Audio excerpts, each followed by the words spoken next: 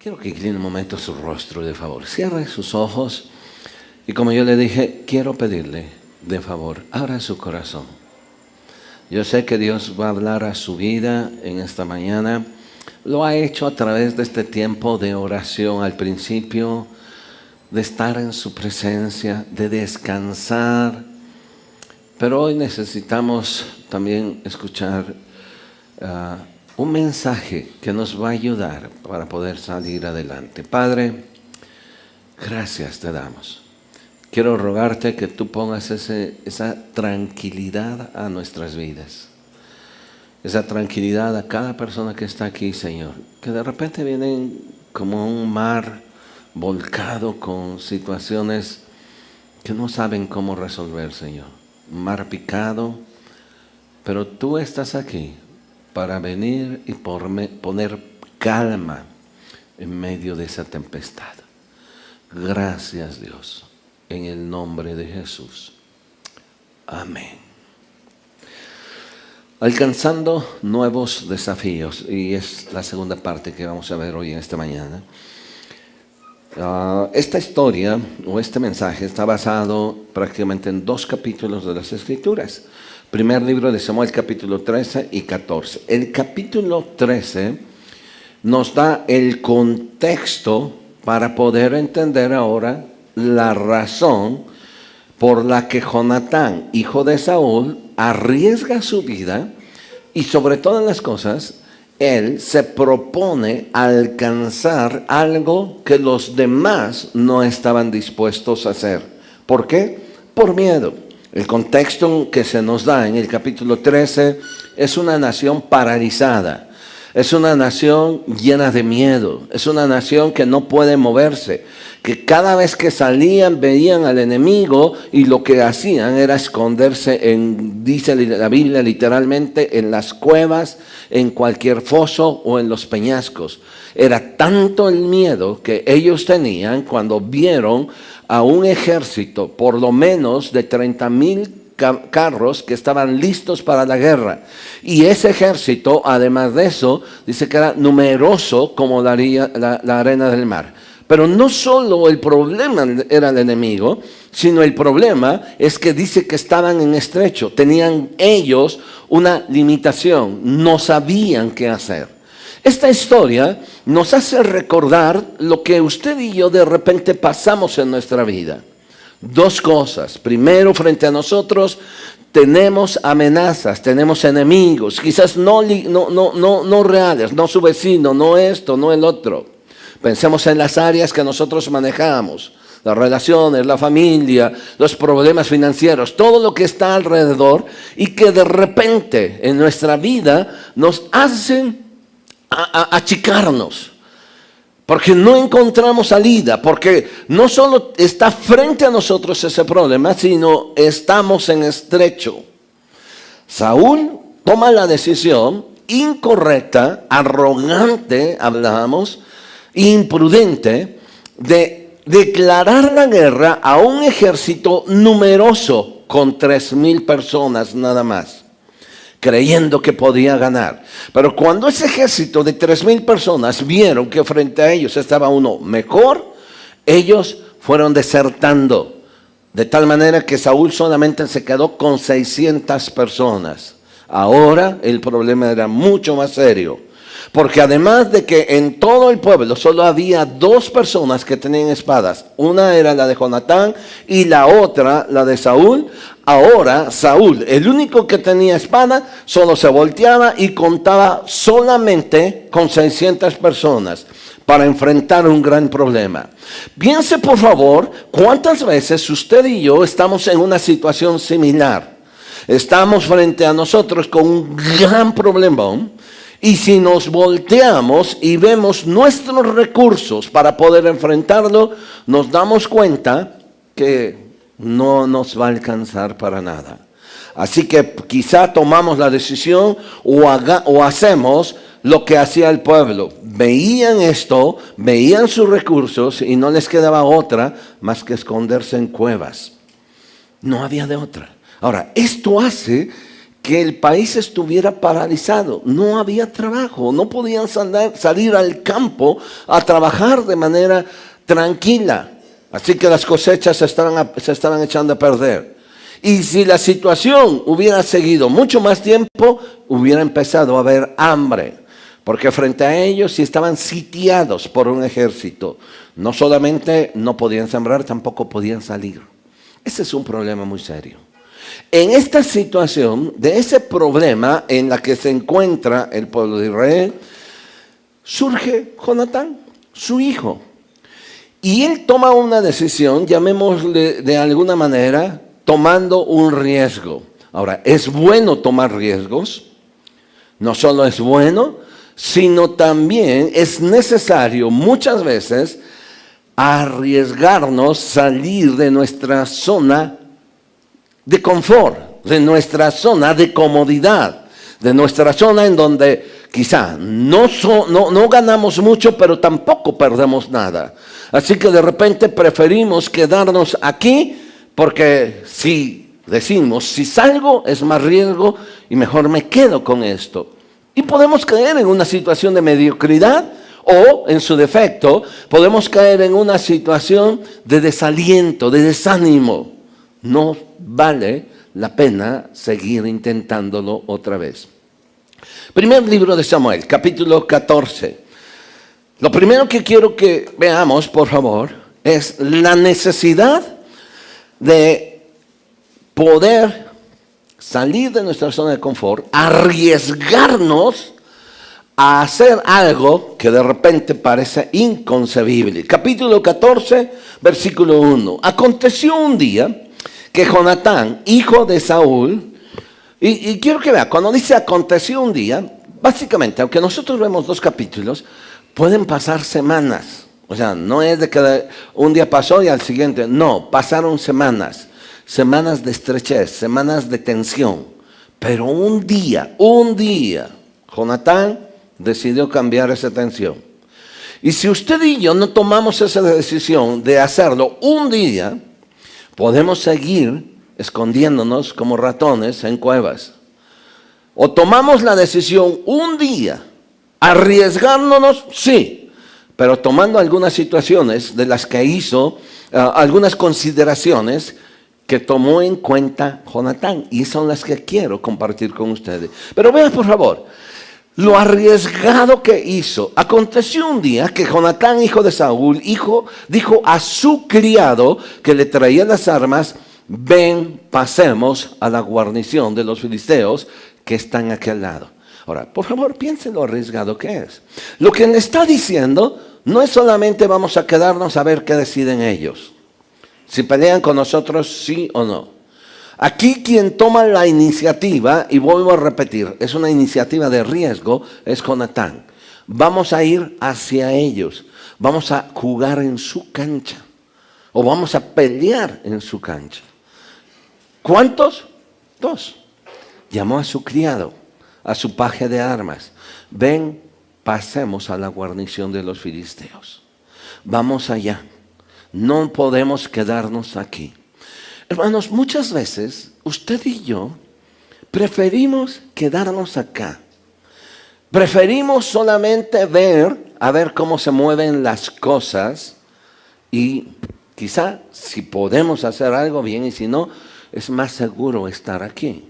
Por lo menos no nos arriesgamos.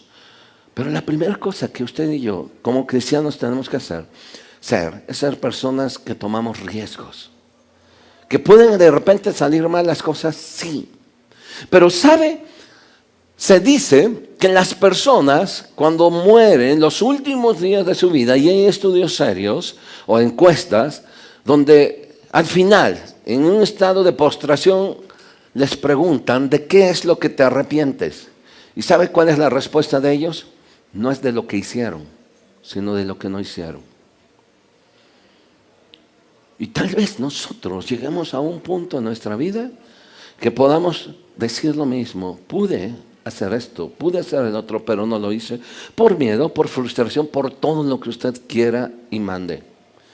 De lo que nos vamos a arrepentir los últimos días de nuestra vida no es de lo que hicimos, sino de lo que no hicimos. Qué triste es llegar a ese punto de no haber tomado decisiones, de no haber puesto los pantalones y decir, voy a hacer esto, voy a hacer el otro.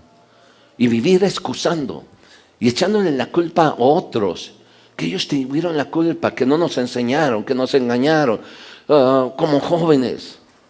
Yo he escuchado decenas de veces, mi papá, mi mamá, mis hermanos, y se esconden detrás de una excusa absurda.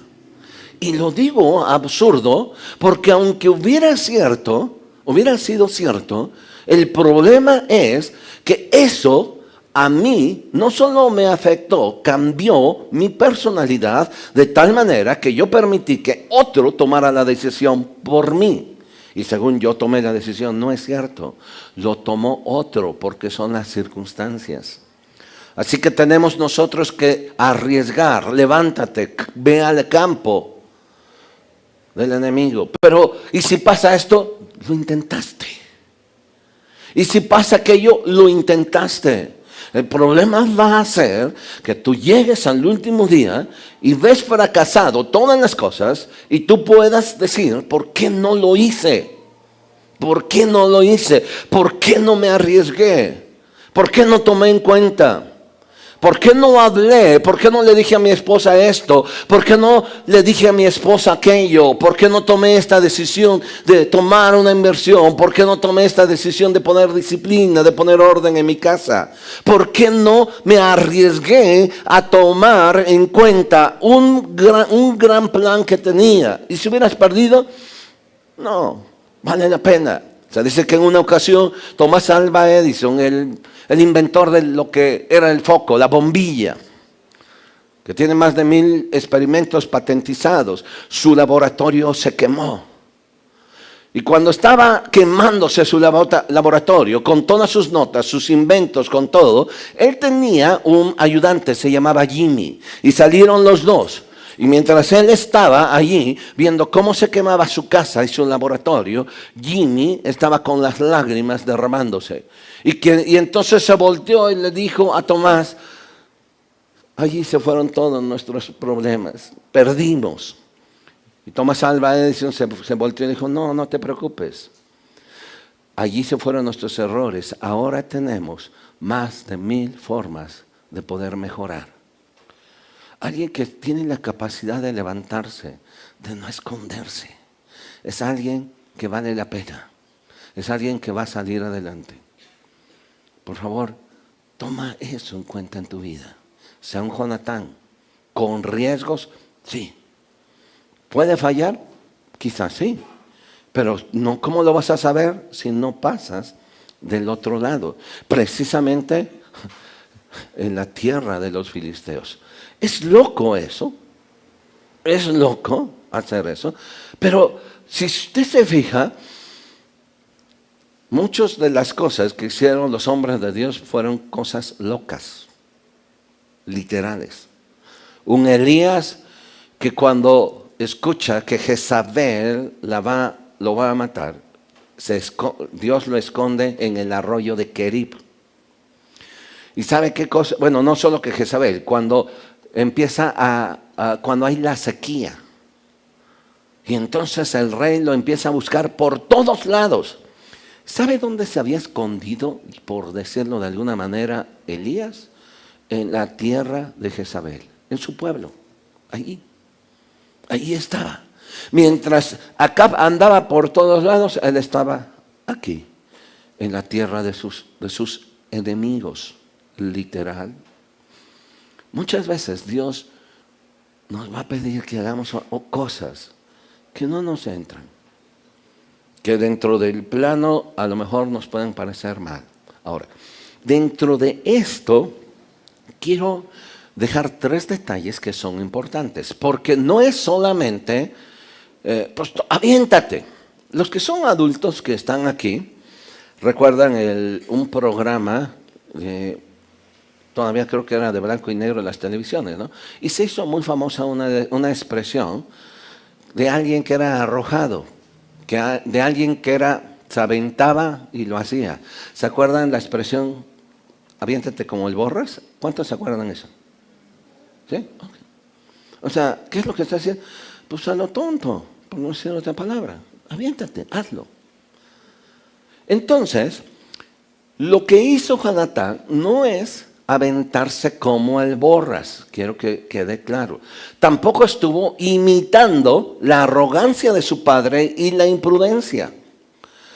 Él hizo eso, tomar una decisión, pero la primera cosa que él tomó en cuenta y que usted y yo tenemos que tomar en cuenta es lo siguiente. Primero, capítulo 14. Después que dice, vamos, pasemos al otro lado, y no se lo hizo saber a su padre, va con su paje de armas, y entonces dice que en el versículo 6, vea por favor, versículo 6, dijo pues Jonatán a su paje de armas, ven, pasemos a la guarnición, otra vez vuelve a repetir, pasemos a la guarnición de estos incircuncisos. Y aquí viene lo interesante, quizá haga algo Jehová por nosotros, pues no es difícil para Jehová salvar con muchos o con pocos.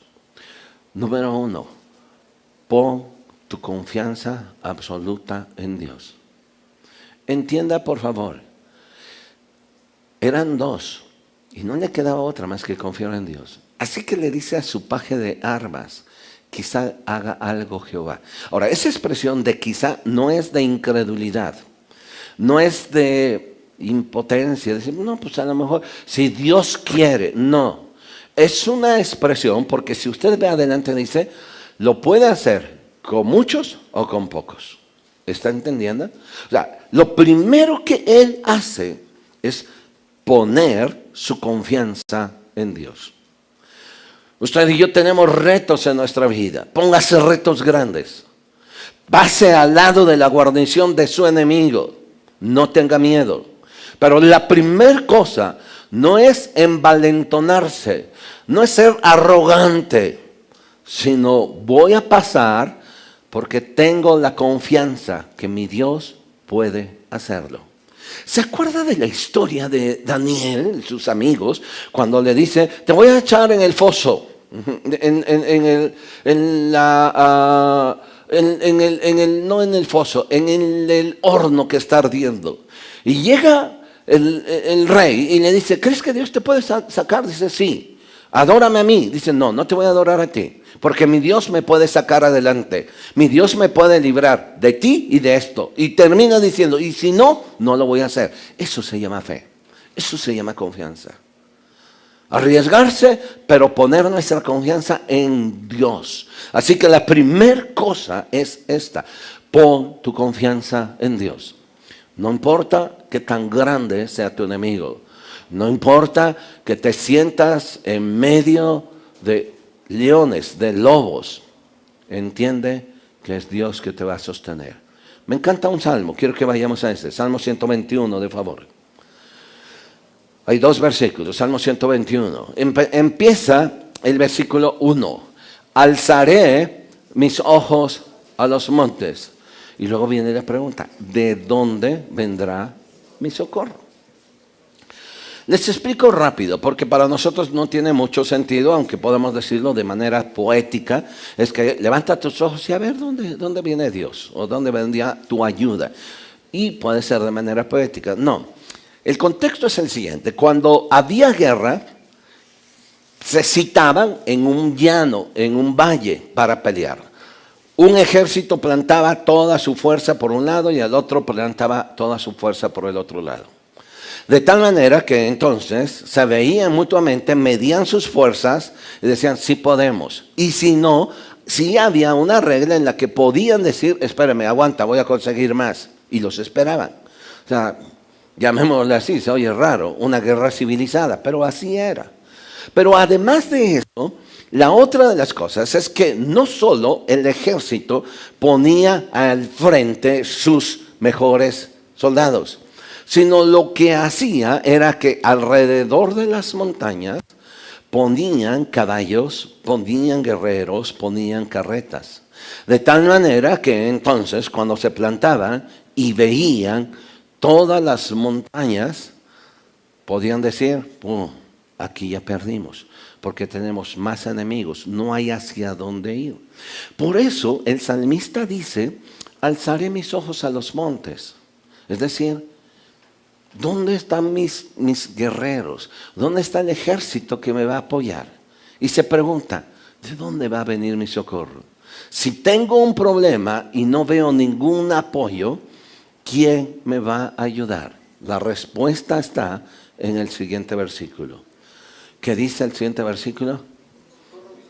Mi socorro viene de Jehová, que hizo los cielos y la tierra. Por favor, quiero que me pongan mucha atención. Lo que nos desanima son las cosas que vemos.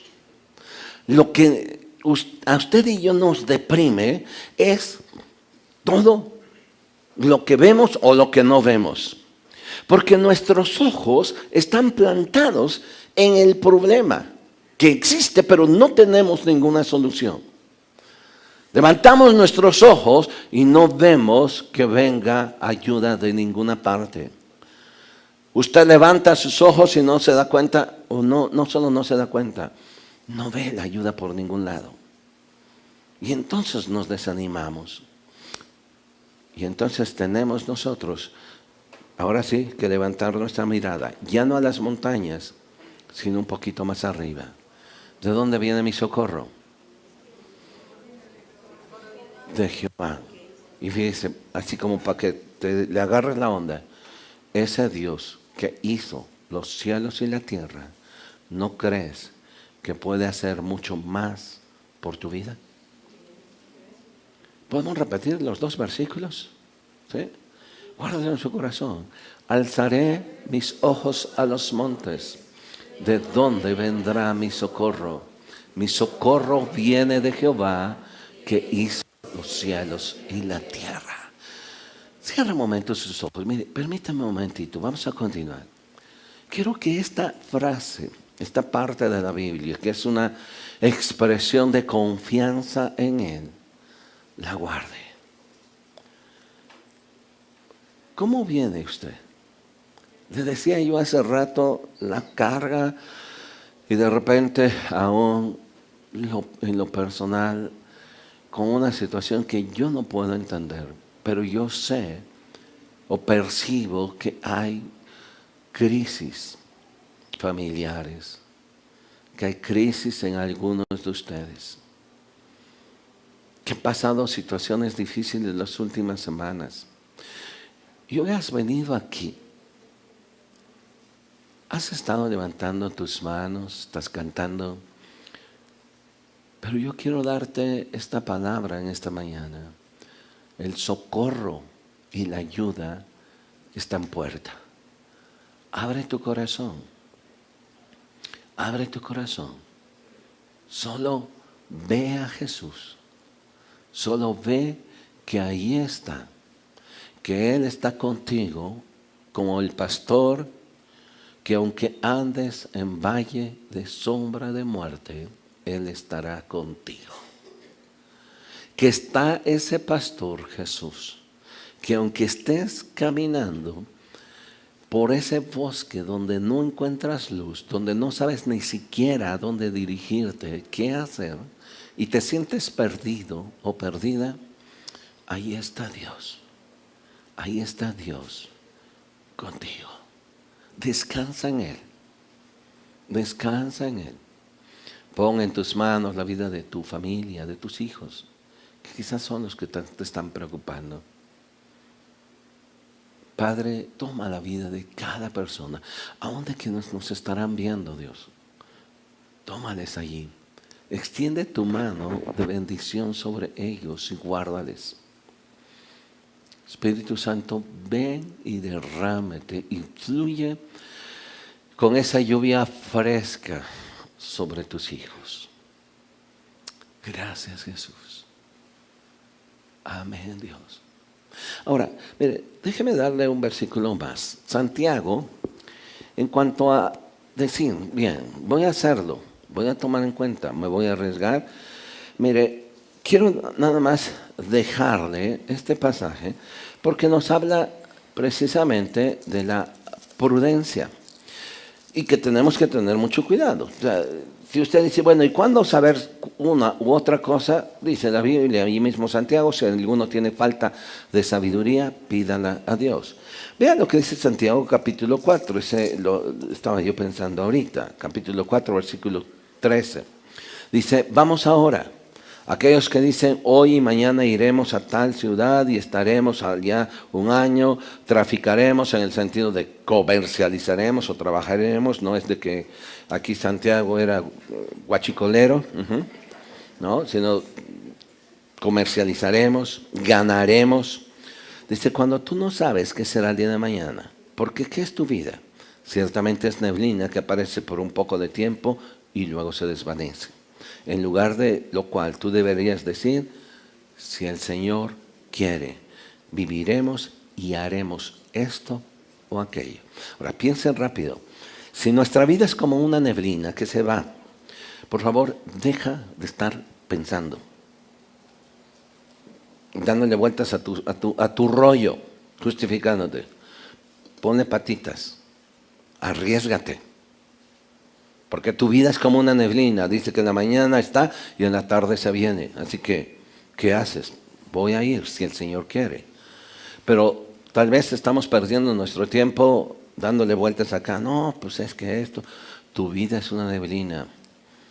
Tu vida es como la hierba del campo. Ahorita puedes. Hay una frase que quizá ustedes han escuchado. Y esta frase, personalmente, yo se la dije a mi padre porque había una situación hace tiempo, yo no viví con él, pero hubo una situación en la que me dijo, espérate, yo sé el tiempo. De tal manera que cuando ya quiso hacerlo, ya no pudo. Y la frase al final, yo le dije, mira, cuando tú podías, no lo hiciste. Y ahorita que quieres, ya no se puede. ¿Por qué? Porque el tiempo pasó. Cuando tú puedas, hazlo, porque tu vida es como una neblina. Pásate al otro lado, arriésgate. Pero, ahora sí, 3 cosas rápido que quiero dejarles. Porque estas 3 cosas, bueno, la primera es, pon tu confianza en Dios. Así, literal. Pon tu confianza en Dios. La segunda cosa, y esto quiero que me pongan mucha atención, se los digo con todo mi corazón porque quiero compartirles algo muy interesante. La segunda cosa es saber elegir la compañía. Saber elegir quién va a acompañarte. ¿Por qué? Ahora, no estoy hablando solamente de tus compañeros. O sea, si pasas por un tiempo de crisis, mire, cuando usted y yo pasamos por una situación difícil, seamos honestos, la mayoría nos la tragamos, ¿sí o no? Ajá. Aunque esté medio, no, yo todo lo platico con mi esposa. Mire, sí, qué bueno que tenga esa confianza y esa comunicación. Pero usted sabe que hay algunas cosas que usted las apechuga, ¿sí o no? O sea, y no es que le esté ocultando algo a su esposa o a sus hijos o a los demás. Usted sabe que no puede decirlo porque puede herir, lastimar, no sé qué cosas puede hacer. En ese tiempo, ¿qué tan importante va a ser elegir a alguien que le acompañe para enfrentar a su filisteo? ¿Qué tan importante es o a quién va a elegir? La historia que acabamos que estamos viendo dice que una vez dijo Jonatán a su criado, en primer lugar, en el versículo 1. Ahora, la expresión de decir a su criado no era una expresión despectiva, literalmente era su ayudante. Y le dice, ven, vamos a pasar a aquel lado. Pero esa elección, solamente quiero que vea, Jonatán pudo, de entre todos sus soldados, a los más fuertes, o igual, Jonatán pudo armar sus escuadrones, es decir, échenme la mano, vamos todos. O sea, si no somos muchos, somos machos, pero nos pasamos.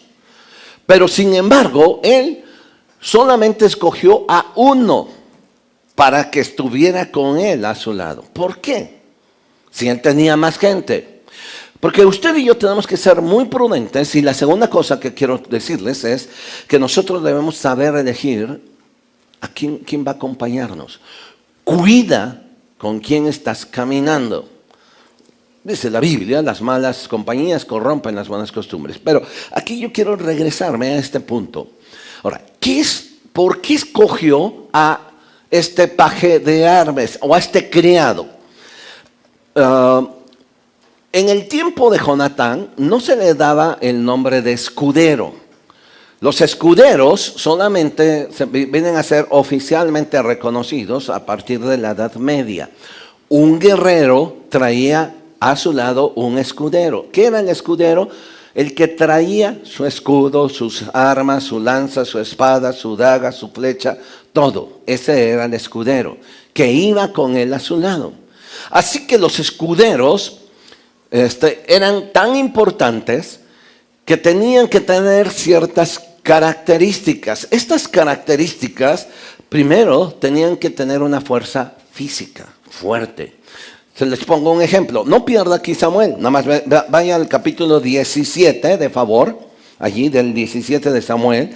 Y quiero que vea el versículo 7. Aquí está hablando de Goliat. Dicen por aquí, un vato de más de 3 metros de altura, ¿no? Pero no era flacucho, o sea, pesado el tipo. Y sus armas que tenía eran pesadas. Vean lo que dice el versículo 7. Dice, y el asta de su lanza era como de un rodillo de telar, y tenía el hierro de su lanza 600 ciclos de hierro. ¿Y quién iba delante de él cargando sus armas? Su escudero. ¿Sí? Piensen, por favor. O sea, el guerrero, él tenía que tener las manos libres. ¿Sí? Y si enfrentaba una batalla, el escudero tenía aquí cargando todas las armas. En aquellos tiempos era una daga, también era una espada, un arco con sus flechas o una honda. Esas eran las armas que tenían. ¿Sí? ¿Quién las cargaba? El escudero. Así que tenía que ser fuerte, tenía cualidades, tenía que ser resistente. Porque además de estar cargando, caminar todo ese tramo no era cualquier cosa. Tenía que tener también agilidad. Porque mientras el guerrero luchaba, él tenía que estar listo para pasarle rápido lo que necesitaba. Pero aquí otra de las cosas que tenían que hacer es que el escudero también tenía que estar familiarizado con las armas que su guerrero usaba, ¿sí? Así que él estaba pendiente y él podía saber si el guerrero que en ese momento estaba peleando necesitaba en ese momento una espada o una lanza. Y no le tenía que decir al guerrero, hey, pásame la espada. No, él tenía que leer porque sabía literal qué es lo que necesitaba en ese momento su guerrero. ¿Se da cuenta? O sea, en otras palabras, trabajaban juntos. Regularmente, los que cargaban las armas, desde que eran adolescentes, los ponían con el guerrero. Y regularmente tenían la misma edad. Si eran jóvenes, se iban criando juntos, así que los dos sabían estrategias de guerra, pero el mero mero era el guerrero y el otro solo cargaba. Por eso se dan cuenta que no se menciona el nombre del escudero. No era importante. Lo importante es que estaba ahí para él. Y eso es hacia donde quiero llegar. ¿Qué dice en el versículo 7? Regrésese por favor también al capítulo 14, en el versículo 6, de favor. En el versículo 6.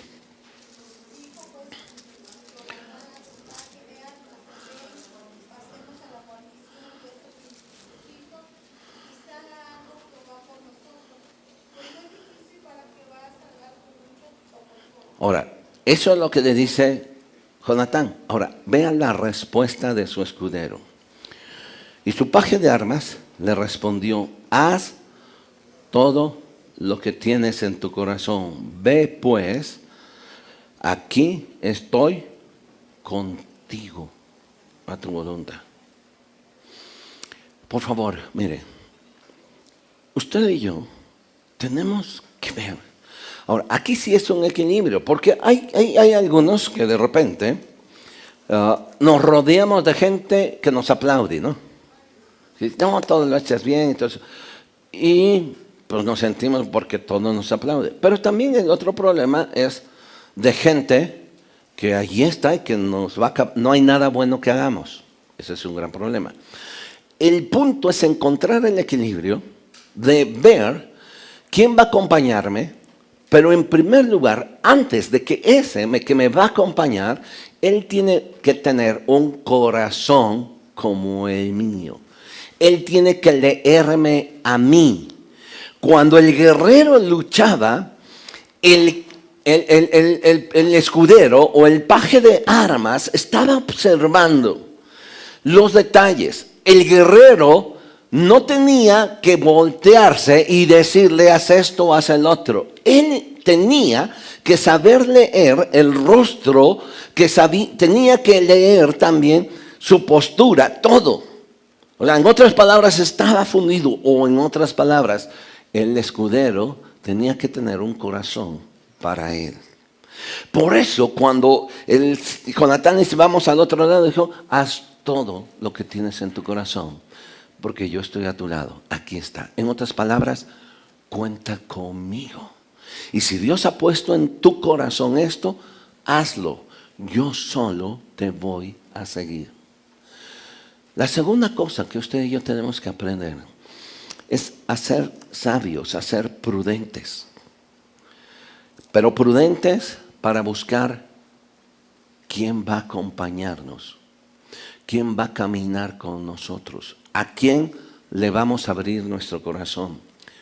El guerrero le confiaba literal su vida al escudero. Y el escudero tenía que estar pendiente para proteger, pero no solo para proteger, para caminar con él en toda la dirección que él hacía. Él debería conocer señales verbales y no verbales. Así literal. No sé si ustedes han visto el béisbol, los que conocen de béisbol. Pitcher y catcher tienen que tener una sincronía y ambos tienen que leerse sus señas. Cuando el catcher está de rodillas, bueno, en cuclillas, él está moviendo sus manos, y no porque tenga artritis. Él está moviendo sus manos y el pitcher que está allá, él está viendo la señal. Lo que está diciendo es esto: el pitcher está viendo, está escuchando, está leyendo en primer lugar al bateador. Y él sabe decir, mira, envíame una bola curva, envíamela así, o sea, todo. Y el que está allá lo tiene que leer, tiene que haber una sincronía. Así que mucho del éxito del pitcher que siempre se le da a él, que fue bueno, el éxito depende del que le da las señas. Lo mismo pasaba con el escudero. Él tenía que leer las señales verbales. No tenía que andar pajareando. Él caminaba con él. Sus tiempos de práctica lo practicaba con él. Le entregaba todas sus armas y el otro las cargaba. Y a eso iba. En otras palabras, él tenía un corazón conforme a él. Quiero decirles lo siguiente. Una de mis inquietudes también como pastor es que en algún momento yo tengo que cambiar la estafeta. Para mí será importante es que quien continúe tenga el corazón. Las formas pueden cambiar, quiero que entiendan. Y yo se los he dicho a algunos servidores y se los he dicho así literal. Miren, vamos a hacer esto, el otro, pero lo que más me interesa es que ustedes conozca mi corazón. O sea, ¿por qué lo hacemos? ¿Cuál es mi motivación? No tanto es aprende a ser servil, sino conoce mi corazón. Y hay en la congregación hay una persona que yo admiro y le agradezco a Dios por su vida, porque sabe a veces leerme. Mientras estoy compartiendo, predicando, enseñando, ni tengo a veces que decirle qué vamos a hacer aquí y allá. De repente, ¡pum!, lo hace. Y yo agradezco a Dios por eso. Y lo que esto es importante para usted y para mí es elija bien quién va a estar a su lado. Pero alguien que esté, o en otras palabras, todos nosotros necesitamos un paje de armas como este. Haz todo lo que está en tu corazón, porque yo estoy contigo. Porque si nos damos cuenta, cuando usted pretende hacer algo, no falta quien, los profetas, no te va a funcionar, no esto, no, y usted termina y dice, no, pues sí, ya me dijeron que no va a hacer. ¿Sí o no? Pregunto otra vez, ¿cuántas cosas ha dejado de hacer? Porque se le ha ocurrido decir a alguien, ahora es bueno pedir consejo, pero busque exactamente quién es el que le va a dar ese consejo. Proverbios capítulo 12, versículo 26, de favor. Quiero que vea este versículo que es sumamente interesante. Este Proverbios capítulo 6, versículo 26, dice lo siguiente: el justo sirve de guía ¿a quién? A su prójimo, mas el camino de los impíos les hace errar. En otras palabras, usted y yo tenemos que tener un justo, porque Él nos va a servir de guía. Las veces que usted no vea, Él puede ver. Las veces que usted diga no, Él le puede enseñar. Le pasó a Saúl cuando andaba buscando las asnas. Cuando él quiso regresar, dice, no podemos. El criado le dijo, Saúl, no regresemos. Mira, hay una opción más. Está el profeta tal. Y Saúl le dijo, pero no tengo dinero. Y entonces el criado le dijo, no te preocupes, aquí tengo yo algo, vamos y se lo llevamos. Y eso fue definitivo para que se encontrara con el profeta Samuel. Un justo, una persona leal, una persona que sea recta, que le sirva de guía ese tiempo, va a ser sumamente importante. Vean la Nueva Traducción Viviente, se la voy a leer. En la Nueva Traducción Viviente, el mismo versículo que ustedes están viendo atrás, dice, los justos dan buenos consejos a sus amigos, pero los perversos los llevan por mal camino. Los justos dan buenos consejos a sus amigos. Busque gente que esté a su lado, que camine. Y que camine teniendo su corazón. Proverbios capítulo 27, versículo 6.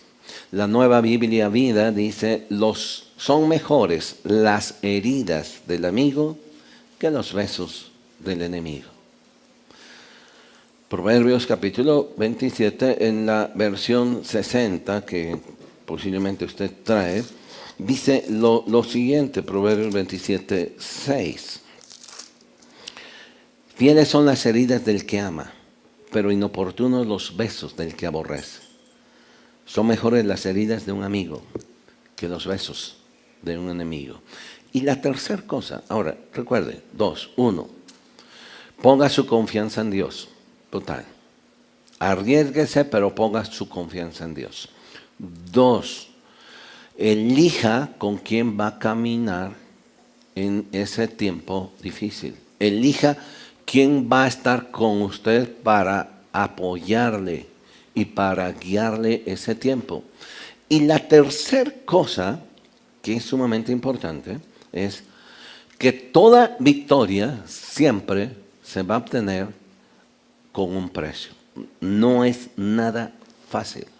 Siempre habrá un precio. Se dice que la mayor acusación contra los cristianos no es que no alcancen sus metas, sino que hayan dejado de esforzarse por alcanzarlas. Estamos terminando un año. Yo les pregunto, ¿tuvieron metas? Sí. El problema no es si las alcanzaste o no, el problema es que dejaste de alcanzarlas. Porque eso, peleate con Dios y contigo. Pero ese es el problema que tenemos, la inconstancia. El problema que tenemos es que tenemos metas, pero no luchamos por ellas. Tenemos sueños, pero no luchamos por ellas. Así de sencillo. Chicos, de los que están aquí, ¿cuántos de ustedes han visto a una jovencita y dicen, no, pues es que estoy orando por ella? Ajá. ¿Y sabes quién te la va a ganar? El que no está orando. Porque es el que va a decirle como, ¿qué onda? ¿Quieres? Sí. Y tú sigue orando. Uh-huh. Tú sigue orando y va a llegar el momento en que ocurra lo que dice Proverbios, que te vas a gozar con la mujer de tu senectud y ya no con la mujer de tu juventud. Y cuando te cases vas a buscar una persona que te ayude a ponerte tu chalequito porque te da, entra el chiflón, ¿no? Te duele la espalda, te duelen los pies, te duele la rodilla. O sea, ya le vas a entregar un pertrecho de guerra a tu pareja. Sigue orando. Uh-huh. ¿Cuántos años? Pues los que quieras. Uh-huh. Así que la segunda cosa es que una victoria siempre tendrá un precio. Esfuérzate por alcanzarla. Regrese a Samuel, capítulo 14, rápido, de favor. Uh-huh. Aquí hay un versículo bien interesante, versículo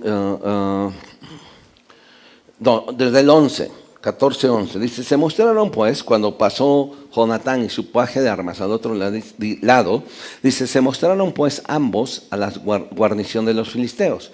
Y los filisteos le dijeron, he aquí los hebreos que salen de las cavernas donde se habían escondido. Y los hombres de la guarnición, es decir, los enemigos, le respondieron a Jonatán y a su paje de armas diciendo, vengan, suban a nosotros, ¿sí? Suban a nosotros y les haremos saber una cosita. O sea, bien chistosos estos, ¿no? Tengo una cosita, te voy a decir, pero ven, te la digo en mi casa, ¿no?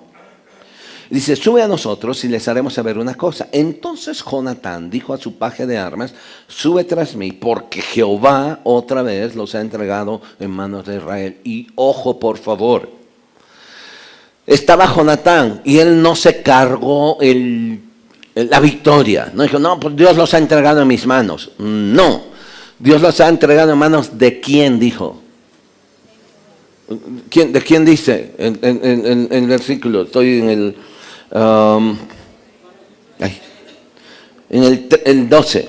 Sube tras mí, porque Jehová los ha entregado en manos de Israel. Pero era Jonatán. ¿Y dónde estaba Israel? Escondido en las cuevas. O sea, mi hermano, si hay algo que también debemos apreciar en una persona es la sencillez y el no protagonismo. Porque pues, todos buscamos el reconocimiento, que digan que hice aquello, que hice aquello. Está bien, es bueno que alguien reconozca nuestro trabajo, pero no hagas las cosas para que te reconozcan. No hagas las cosas para que te vean, no hagas las cosas para que te aplauden. Haz las cosas para honrar a Dios. Y lo que ustedes se fijan es que Jonatán le dijo, Dios los entregó en manos de Israel. Uh-huh. No de mí. Y se lo dijo a su paje de armas. Ahora, vea por favor rápido esto que es sumamente interesante. Dice, dice en versículo 13, subió Jonatán trepando con sus manos y sus pies, y tras él su paje de armas. Y los que caían delante de Jonatán, el paje de armas que iba tras él, los mataba. Por favor, quiero que piense esta imagen. Van subiendo un peñasco.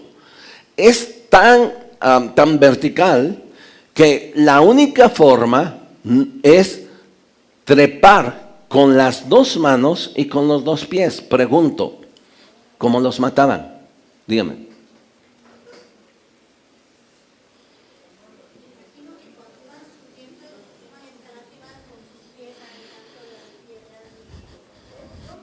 a piedrazos o a escupitajos, ¿no? Ahí viene. Y el que no y el que no mataba a Jonatán, que iba hasta arriba, ¿quién lo mataba? Su paje, que venía atrás. Ahora, recuerden, ¿quién era el que traía la espada? Jonatán.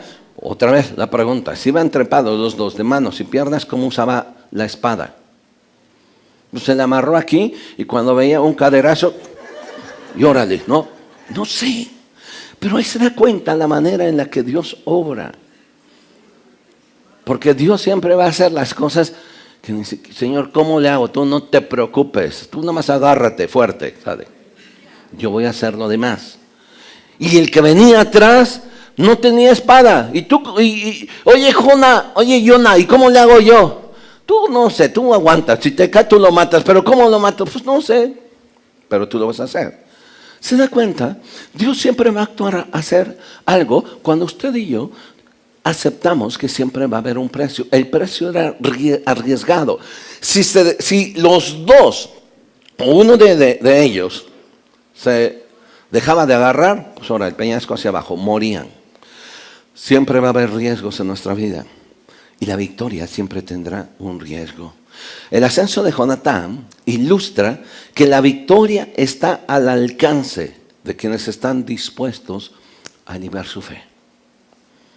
¿Por qué quedarnos acá? Podemos subir. Nos va a costar, sí. Y debemos estar dispuestos a elevar nuestra fe. Debemos estar dispuestos a salir de nuestro miedo y de nuestra zona de confort e ir hacia allá. ¿Va a haber riesgos? Sí los va a haber. Sí los va a haber. Alguien decía lo siguiente, en los últimos 2000 años, el cristianismo ha pasado de ser una comunidad de rebeldes a ser una religión conformista. Ahora, la expresión rebelde es bíblica. Cuando dice la Biblia que en una ocasión, no me acuerdo qué pueblo llegaron, dice que la gente dijo, ahí vienen estos que trastornan el mundo, estos que nos ponen de cabeza. El cristiano pone orden, pero parece ser que nosotros lo único que hemos hecho es acomodarnos, o sea, estar cómodos. Que le hemos dicho nada más a la gente, mira, ven y ve, acá nada más siéntate, estate tranquilo, no hay problema. Pero no estamos dispuestos a salir más adelante. Vivimos una vida llena de apariencias, de piedad, pero con la práctica negamos la eficacia de esa piedad. La piedad no tiene que ver con tener una cara, así de San Martín de Porres o lo que usted quiera. La piedad significa tener acción, hacer algo. Y lo que ellos hicieron fue eso. Ahora bien, y quiero terminar, mire, a manera de conclusión, pidamos a Dios que en nuestras luchas que usted y yo tenemos, no seamos arrogantes e imprudentes. Confiemos en Dios. Busquemos gente que esté conforme a nuestro corazón. Arriésgate. Y Dios te va a dar la victoria. Y se la va a dar a toda tu familia, a los que están ahí. No te preocupes, Dios lo va a hacer. Quiero rogarle que nos pongamos en pie un momento. Quiero una vez más recalcar lo siguiente. Dios los ha entregado en nuestras manos. Dios los ha entregado en nuestras manos. Cierre un momento sus ojos, por favor. Desde el principio, creo que hemos estado en este tiempo. Yo quiero que, por favor, con sus ojos cerrados, usted abra su corazón, descanse en Él, deposite toda su confianza.